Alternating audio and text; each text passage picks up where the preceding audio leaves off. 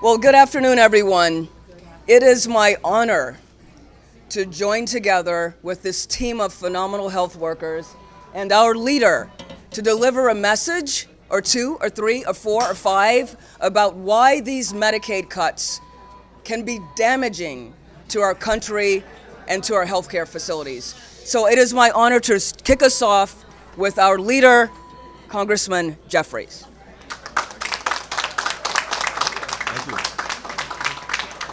Well, thank you, Dr. Scott, for your leadership, and it's an honor and a privilege to be here at the Brookdale Medical Center, One Brooklyn Health System, to be back home in Brooklyn, and to join together with stakeholders and leaders all across the healthcare ecosystem to speak in one voice and to oppose the GOP tax scam and the devastating cuts to Medicaid that are being proposed.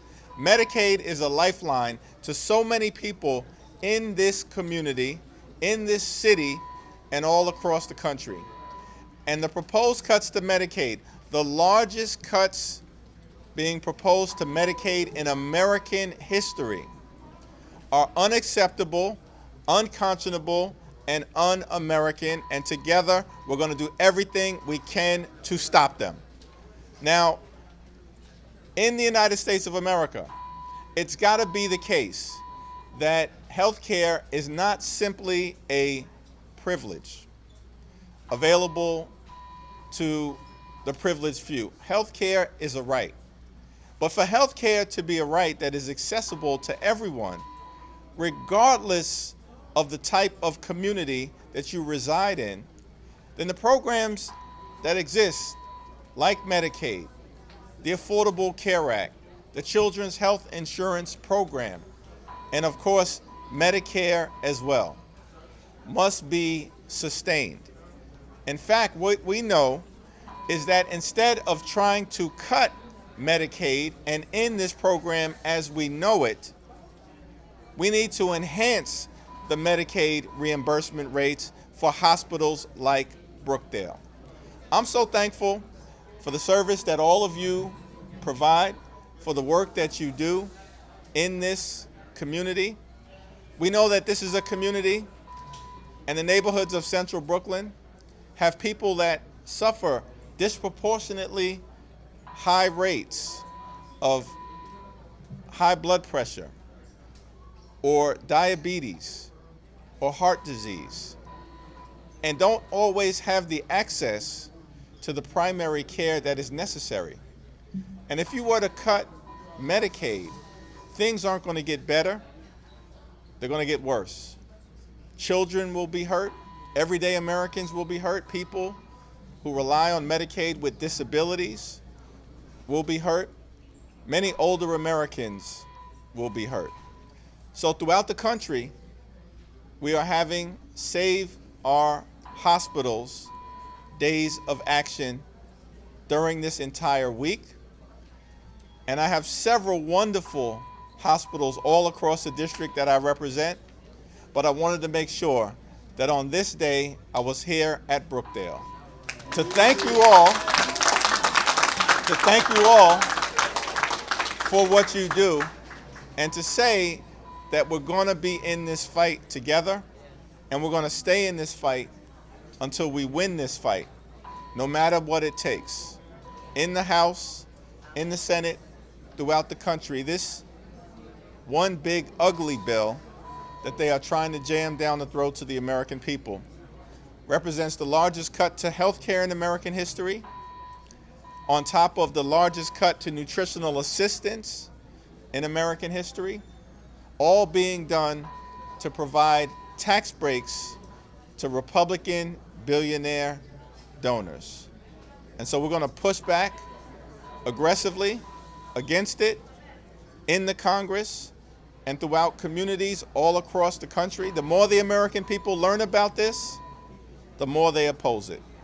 But we just have to make sure that in every single corner of this country, including in the neighborhoods like Brownsville and East New York and Bedford-Stuyvesant that I'm privileged to represent, that the American people have the information so we can show up and speak up and stand up for what is right, which includes making sure that we save Brookdale, give Brookdale the resources that it needs so it can be the best hospital for this amazing community. God bless you, and thank you for all that you do.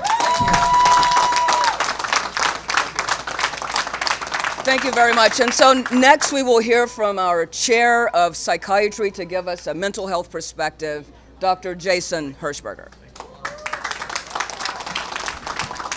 Thank you. Thank you, Congressman Jeffries. It's such an honor to speak here today on an issue that lies at the very heart of our collective well-being, and that's Medicaid. The critical role Medicaid plays in protecting the health and safety of our communities cannot be overstated. Let me be clear, healthcare should not be a luxury. It's a foundation. And for millions of Americans, Medicaid is that foundation. We all know that when people can't get the care they need, the conditions don't just go away. They get worse. A manageable infection becomes sepsis, uncontrolled diabetes becomes kidney failure, a missed appointment today becomes an ambulance ride tomorrow. And that's not just tragic, it's expensive. When we don't treat illness early, we pay more in every way, in dollars, in suffering, and in lives. And what about preventative care? That's where Medicaid shines. Mammograms, vaccines, annual checkups, those aren't extras. Those are the basic tools that catch disease before it spreads. And that prevents strokes and heart attacks. That saves lives quietly, efficiently, every single day. Without Medicaid, people skip the care they can't afford. And yes, people suffer and people die. This isn't a red state or a blue state issue. Illness does not ask who you voted for. In every corner of the country, urban, rural, coastal, heartland, real people are struggling to make ends meet. They're working 2 jobs, raising kids, caring for aging parents, and when illness strikes, it can all come crashing down. Medicaid steps in and says, "You're not alone, we've got your back." And let's not forget that Medicaid pays for the prescriptions that people need to work and to function and to live. Antidepressants, insulin, blood pressure medications, these aren't optional. They're the difference between stability and crisis, between productivity and disability, between life and death. As a psychiatrist, I want to be clear about one more thing. Mental health is Medicaid. The vast majority of community mental health services in this country are funded by Medicaid. When someone is experiencing psychosis, addiction, suicidal thoughts, or severe depression, it's often Medicaid that ensures they can see a therapist, that they can get medications, enter treatment, and begin to path to recovery. Without Medicaid, our mental health infrastructure collapses. And with it, the safety net that keeps individuals, families, and whole communities safe.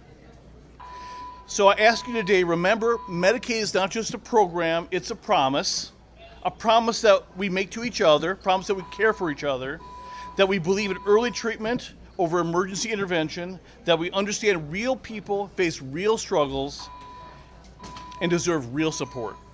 For our neighbors, for our families, and for ourselves, we must protect and strengthen Medicaid. And next we will hear from Florencia Chang from our Community Advisory Board.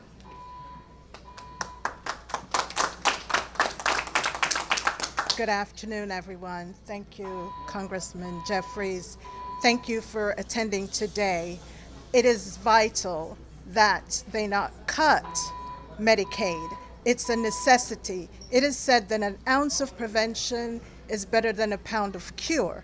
And we need this hospital to stay vital to this community. They're great doctors. They're great programs. They have upgraded many departments, and this community needs them. Thank you. Thank you very much. And next we will have one of our registered nurses, Ms. Sibylla Douglas, who is also an 1199 delegate, who will give us a perspective from nursing. Good afternoon, everyone. I'm Sibylla Daniel Douglas. I'm a registered nurse here at Brookdale, and I've been an employee at Brookdale for 35 years. And as Dr. Scott said, I'm also an RN delegate. The fight to save Medicaid is crucial because we provide care to an underserved and at-risk community. Our patients are already at a disadvantage, and Medicaid cuts will be extremely detrimental. These huge Medicaid cuts will impact our healthcare system and our community in more ways than you can ever imagine. I work in an outpatient setting, and our primary focus is on preventative care, keeping our patients well and out of the hospital. We see many children who have Child Health Plus and Medicaid. When these programs are slashed and the cost of health care becomes too expensive, working people are going to have to choose between buying food, paying rent, or making sure that their children go to the doctor for well visits and life-saving vaccines. Now, what do you think will be their priority? Immediate need for a roof over their head and food to survive. Healthcare will suffer. Throughout my career as a nurse, I have witnessed firsthand what happens when people don't receive preventative health care. As an emergency room nurse, I saw people end up having strokes, developing end-stage renal disease, and going on dialysis. Some became permanently blind, and all because of poorly managed chronic health conditions. In the long run, taking people off of Medicaid only makes healthcare more expensive for everyone because minor health issues develop and then turn into emergency situations that take up a lot of resources. And those resources are both human and financial.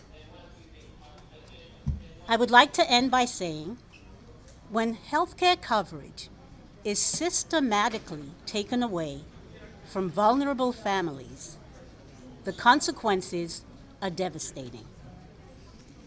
I personally believe that this is a systematic way to reduce the population. Slashing Medicaid and defunding institutions like Brookdale would be waging war on our communities. We cannot allow this to happen. Thank you very much. And now we will hear from Ms. Elaine Raffington, representing the Guild of 1199. Good afternoon, everyone. Thanks for having me. Thanks for coming, Hakeem Jeffries. I am a proud employee of One Brooklyn Health System, Brookdale campus. Let me tell you about the Medicaid cut. I listen to the cries of the community. I'm a MOA, I'm also a health coach. We need Medicaid funding for this community. Mental health issue is a vast population of this neighborhood. Diabetes, hypertension. I often listen to the members, listen to the community. It's devastating. This hospital is a trauma hospital. We serve the community in the pandemic, and we are near to the airport. Should there be a disaster, what would we do? Look at COVID. We were the #1 institution in this black and brown neighborhood to accommodate. I don't even want to remember it. Anyway, moving forward, I'm asking Hakeem Jeffries to be the voice of reason for our community, not for our 1199 members alone, for our friends and family of this community, for management, for everyone. Medicaid shouldn't be a cut. We need more Medicaid. And when we fight, we win, and we are going to stand up for more Medicaid funding to keep this hospital open. We are tired of developers coming in the neighborhood and taking over our community and make it real estate. We need more hospital. We need more Medicaid funding. Thank you.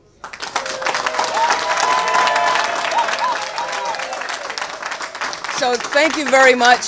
Thank you to our leader. Thank you, and no Medicaid cuts. Thank you.